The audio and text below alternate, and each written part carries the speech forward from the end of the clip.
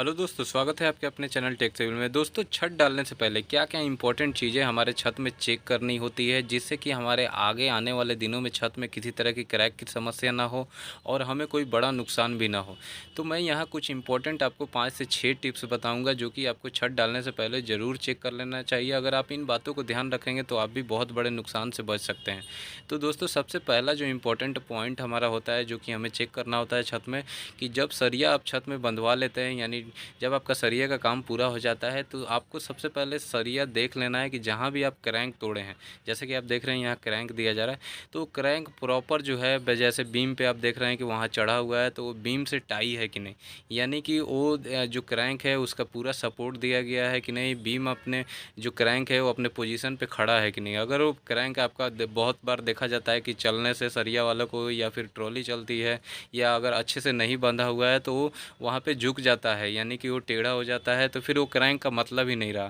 तो इसलिए जिस भी साइड में आपका सरिया बांधा जा रहा है, जहाँ भी क्रैंक बार दिया जा रहा है, ये जिसे हम बेंटअप बार भी कहते हैं, वो प्रॉपर आपको चेक करना है कि क्रैंक आपका एग्जैक्ट एकदम सीधा वहाँ पे दिया गया है कि नहीं, और उसका सपोर्ट अच्छे से दिया गया है कि नहीं, ताकि अगर उस पर मशीन चलती है, आप जानते हैं कि ढलाई के टाइम में लोग चलते हैं, मशीन चलती है सब जल्दी जल्दी में, तो वहाँ पर बहुत देखा जाता है कि क्रैंक वहाँ से दब जाता है। तो इसलिए इस चीज़ को आपको प्रॉपर ख्याल रखना है कि सरिया आप जो भी बांधे हैं उसका अच्छे से चेक कर लें, और उसमें बाइंडिंग वायर देख लें कि अच्छे से उसको बांध के सपोर्ट दिया गया है कि नहीं। दूसरी चीज़ हमें ये चेक करनी होती है, जैसा कि आप इसमें देख रहे हैं छत में जो पिलर है, पिलर में कुछ सरिया यहाँ पे बहुत छोटा है। तो बहुत बार देखा जाता है कि लोग क्या करते हैं, वो छोटा वाला जो सरिया है वहाँ ऊपर से, यानी कि छत का जो सरिया है ढालने के बाद फिर ऊपर से उसमें लैपिंग दे देते हैं, जो कि दोस्तों बिल्कुल गलत तरीका है। अब जो ये छोटा सरिया मान लीजिए आप नीचे से उठाए हैं, तो कम से कम आपको 3 फीट से बड़ा यहाँ पे लैपिंग के लिए छोड़ना चाहिए था सरिया, लेकिन चलिए मान लेते हैं कि यहाँ छोटा आप छोड़ दिए हैं। तो अब इसमें जो सरिया आपको जोड़ना है, अभी ढालने से पहले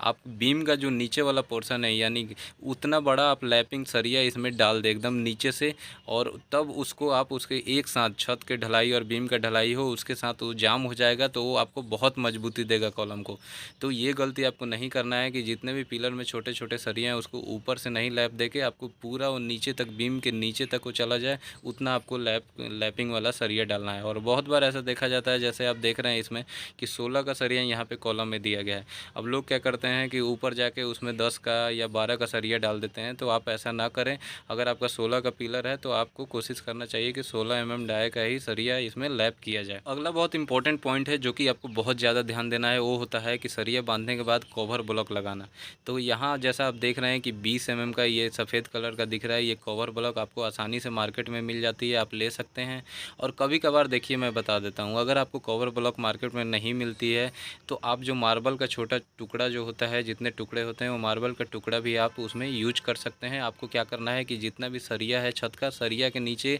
आपको उसमें कवर ब्लॉक हर मतलब 3 फीट पे एक आप लगा दिए, फिर 3 फीट जगह छोड़ के फिर एक सरिया के नीचे आपको लगा देना है ऐसे। तो बीम के साइड में, साइड में भी आपको कवर ब्लॉक लगाना है, बीम के नीचे वाला जो सरिया होता है उसके नीचे भी आपको कवर ब्लॉक लगाना है, और छत का जो जाल होता है उसके नीचे आपको कवर ब्लॉक देना बहुत ज़रूरी है। अब जैसा आप यहाँ देख रहे हैं कि यहाँ आपको दिख रहा है कि नीचे, अब मान लीजिए कवर ब्लॉक आप नहीं देते हैं तो क्या होता है कि रोड़ी हमारा जो है नीचे हमारे सरिये के नीचे नहीं जा पाता है। तो क्या होगा कि जब आप शटरिंग खोलेंगे तो आप देखते हैं कि नीचे सरिया दिखाई देता है, फिर उसमें पानी पड़ता है, मॉइस्चर आता है, तो जंग लग के, तो वहाँ से सिर्फ क्या होता है कि सीमेंट का आपका थोड़ा सा वहाँ स्लरी जाता है, यानी मसाला। तो क्या होता है, सिर्फ एक परत रहता है, वो भी कुछ दिन बाद जब सरिया में जंग लगता है मॉइस्चर से तो परत गिर जाता है। तो आप जैसे यहाँ फोटो में देख रहे हैं, दिख रहा है, तो क्या है कि वहाँ पे आपका पूरा अब सरिया जंग लग गया, पूरा जाल वहाँ से ख़राब हो रहा है, आपका जो आरसीसी कंक्रीट का जो आप स्लैब डलवाए हैं वो सब बेकार हो गया। अब वहाँ वही रीज़न होता है जिससे हमारे छत में क्रैक आता है, या फिर बारिश के दिनों में वहीं से पानी जो टपकने का शिकायत होता है छत में, वहीं से टपकता है। तो ये चीज़ आपको ज़रूर ध्यान देना है कि आपको कवर ब्लॉक ज़रूर अपने छत में इस्तेमाल करना है। और बहुत बार ऐसा भी देखा जाता है कि लोग सोचते हैं कि कवर ब्लॉक की क्या ज़रूरत है, वो क्या करते हैं कि मसाला एक साइड, मतलब थोड़ा सा जाल उठा के दे देते हैं, फिर दूसरे जगह फिर जाल उठा के मसाला डाल देते हैं, थोड़ा सा जाल उठ जाता है, लोग कहते हैं अब तो गैप आ गया, उसमें हम अब आराम से कास्टिंग ढलाई कर दें। लेकिन ये बिल्कुल गलत तरीका है, उससे आपका लेवल ख़राब हो सकता है। आप एक जगह उठा के मसाला नीचे डाल देते हैं, फिर दूसरे जगह अंदाज़ा से डाल देते हैं, तो लेवल ख़राब हो जाता है। और कवर ब्लॉक जो होता है वो 20 mm या 25 mm यानी 1 इंच तक का कवर ब्लॉक आप लगाएंगे तो हर जगह लेवल आपका बराबर रहता है, तो छत भी आपका बराबर रहेगा, कहीं भी अंडुलेशन नहीं आएगा। तो कवर ब्लॉक ज़रूर आपको इस्तेमाल करना है, ये बहुत सस्ते दामों में भी आपको मिल जाता है। अब कवर ब्लॉक लगाने के बाद आपको अगला जो काम होता है वो होता है इलेक्ट्रिक का जो पाइप हम छत में डालते हैं, फ़ैन बॉक्स डालते हैं, वो चेक करना। अब कभी भी आप अपने इलेक्ट्रीशियन से बोलिए कि आप 1 दिन पहले जो इलेक्ट्रिक का काम है वो ख़त्म कर दो। उससे फ़ायदा आपको ये होता है कि आप छत के दिन ऐसा होता है, आप देखते हैं कि उसमें मशीन चलती है, लोग चलते हैं और इलेक्ट्रीशियन भी अपना काम करते रहता है। तो उतना जल्दीबाजी में क्या होता है कि किसी का पैर पड़ता है, कभी मशीन पड़ता है, तो जितना भी पाइप का जॉइंट रहता है वो वहाँ से खुलने का डर रहता है, फ़ैन बॉक्स अपने जगह से उखड़ने का डर रहता है। 1 दिन पहले आप करा लेंगे तो वो अच्छे से क्या होता है, पाइप डाल के फ़ैन बॉक्स डाल के उसको मजबूती से बांध देते हैं, या जहाँ पे कलर उनको डालना होता है, कलर डाल देते हैं। तो वो जल्दीबाजी में जो काम होता है वो अच्छा नहीं होता है, इसलिए आप आराम से आप अपना काम 1 दिन पहले करा लें। और इलेक्ट्रिक का जो कंड्यूट पाइप है वो कभी भी आप हैवी ड्यूटी पाइप छत में यूज करें, फ़ैन बॉक्स भी आप मजबूत यूज करें, क्योंकि उसमें जब कंक्रीट का लोड पड़ता है या मशीन चलता है तो वहाँ से पाइप टूटने का डर रहता है। और जॉइंट पे आप अच्छे से टेपिंग कर दें ताकि वो जॉइंट खुले नहीं। कई बार देखा जाता है कि ढलाई के बाद जो हम इलेक्ट्रिक का कंड्यूट पाइप नीचे उतारते हैं दीवार में या बीम में, वो जाम हो जाता है, वहाँ से मिलता नहीं है या फिर टूट के वो अलग हो जाता है। तो वहाँ फिर हमें बाद में बीम काटना पड़ता है, दीवार काटनी पड़ती है, और यह कई बार देखा जाता है कि छत में होल करना पड़ता है। तो ऐसी गलती आपको नहीं करनी है। 1 दिन पहले आपको अच्छे से इलेक्ट्रिक का जो फ़ैन बॉक्स और पाइप जो है वो बिछवा लेना है।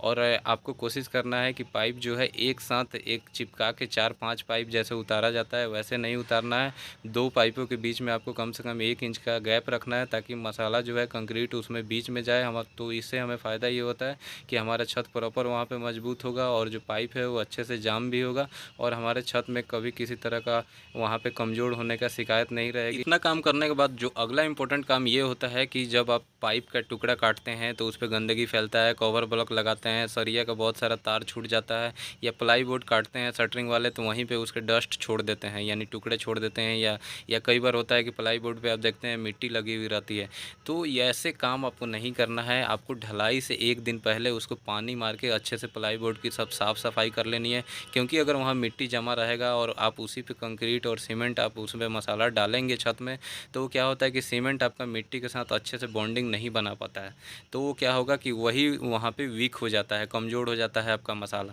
तो इसलिए आपको पूरा जो प्लाई बोर्ड है, बीम है, उसको साफ़ रखना है, तब जाके आप उस पे ढलाई करेंगे तो आपका जो ग्रेड है कंक्रीट का वो काफ़ी मजबूत होगा और आपका छत भी काफ़ी मजबूत होगा। तो ये चीज़ आपको ज़रूर ध्यान रखना है। तो अब यहाँ लास्ट जो इम्पोर्टेंट पॉइंट हमें ये चेक करना होता है कि जब आप साइट पे छत ढलाई करवाएं तो उससे 1 दिन पहले मशीन आप प्रॉपर इंस्टॉल करवा लें। ऐसा नहीं कि सुबह में आप मशीन को इंस्टॉल करवा रहे हैं, कोई चीज़ की दिक्कत हो गई तो मशीन लगाने में ही लेट हो गया तो आपका जो ढलाई शाम तक आप सोच रहे थे होगा और रात हो जाए तो फिर और ज़्यादा दिक्कत होता है। लाइट का इंतज़ाम करो, लोग बाग का इंतज़ाम इधर उधर, तो बहुत ज़्यादा परेशानी बढ़ जाती है। और फिर कई बार आपको ये भी देख लेना है कि जो भी आप मटेरियल जितना सीमेंट चाहिए, मोरम चाहिए, गिट्टी चाहिए, तो सब कुछ आप पहले से स्टोर करवा लें, चाहे थोड़ा सा ज़्यादा ही स्टोर करवा के रखवा लें। तो उससे फ़ायदा आपको ये होता है कि अचानक से जो मटेरियल शॉर्ट होता है या कमी होने का चांस होता है तो वो चीज़ें शिकायत नहीं होती है। अगर आप मान लीजिए अचानक से आपका शाम के टाइम में मटेरियल शॉर्ट हो जाता है, फिर आप इधर भागते हैं उधर भागते हैं, तो आपका छत में जॉइंट बन जाता है। आप फिर दोबारा से जब उस पर ढलाई करवाते हैं तो उसके बीच में कोल्ड जॉइंट आ जाता है, तो वहाँ से भी श्रिंकेज क्रैक आने का छत में चांस होता है। तो इसलिए आप मटेरियल का भरपूर वहाँ पे इंतज़ाम कर लें। और गर्मी के दिनों में जो मटेरियल है आप कोशिश करें कि कहीं खुले में ना रख के अंदर सीमेंट को रखा जाए, मोरम गिट्टी को अंदर रखा जाए कि हमारा जो है टेम्परेचर ज़्यादा ना बढ़े। और ढलाई से आप 1 घंटे पहले कोशिश करें कि जितना भी हमारा छत है सरिया बांधा गया है उस पर पानी का छिड़काव कर लिया जाए, जिससे हमारा प्लाई बोर्ड गर्म हो जाता है, सरिया गर्म हो जाता है, तो उसके टेम्परेचर को कम किया जा सके। तो उससे भी हमें बहुत हद तक अपने छत में क्रैक से बचने का यहाँ पे फ़ायदा होता है। तो मैं दोस्तों उम्मीद करता हूँ कि जितनी भी बातें बताई गई है वो आपको समझ में आ गया होगा। अगर वीडियो आपको अच्छा लगा हो तो इसे लाइक कीजिए, शेयर कीजिए और साथ ही चैनल को ज़रूर सब्सक्राइब कर दीजिएगा।